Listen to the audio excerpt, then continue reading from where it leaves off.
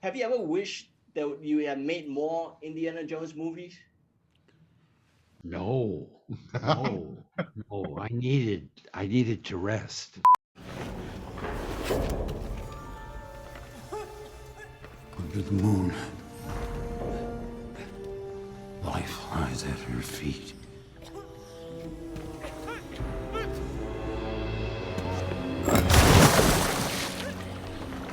Water displacement. Get in the pool! Why? Help me open the door! Well, they didn't get out the doors. Get in the pool! Okay, I'm getting in the pool. Help me! Archimedes was fascinated by water displacement!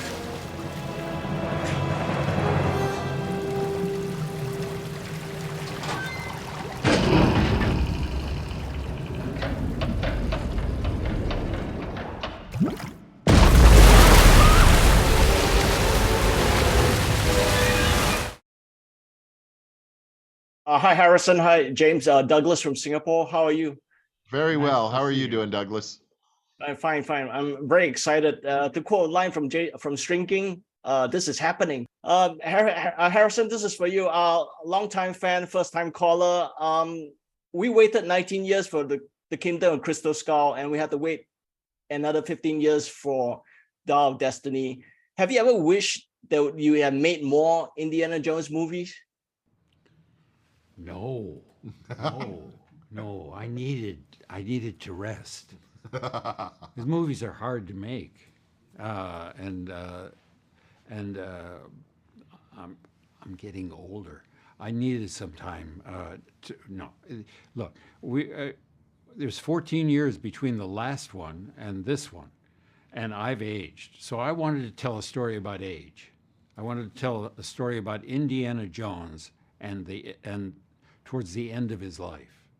I wanted to see the result of the way he had conducted his life. I wanted to see him wearing that. I wanted to see him sort out the difficulties in his personal relationships with his wife. I wanted to see him at the end of his career, his academic career.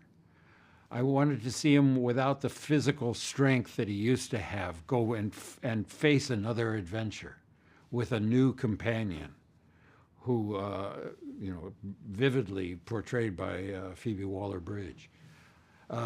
That's what I wanted. I wanted the emotional context for the last story. I didn't want it just to be kinetics and a repetition of the same kinds of wonderfully constructed stunts, but I wanted to tell the human story of Indiana Jones. Dad told me you found something on a train during the war. A dial that could change the course of history. Mm-hmm. And if you have access to the time machine, I mean the dial, which part of history will you revisit? I was telling Harrison when someone else asked us this question, I was thinking if I could kind of be walking on the streets of New York in the 50s and walk into a club and see Miles Davis playing, that would be pretty thrilling to me.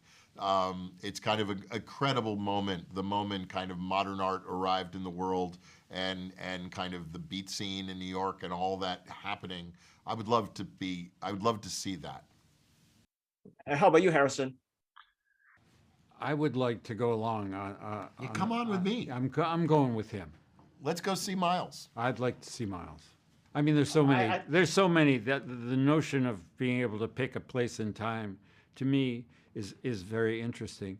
But it's much more interesting to me to how to deal with the place and time you're really in. Yes. Because are we just visiting? I mean, are we going to visit this place we're going to in the past, or do we have to spend the rest of our life there? Because weirdly, I mean, I am of very mixed feelings about our current time, but I don't know if I'd leave it for another one because I wouldn't know what I'm renting.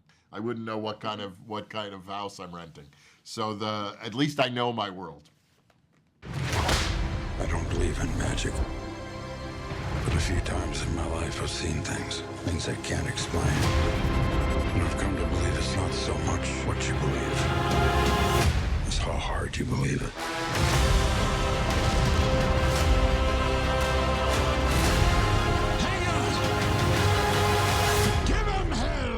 Indiana Jones.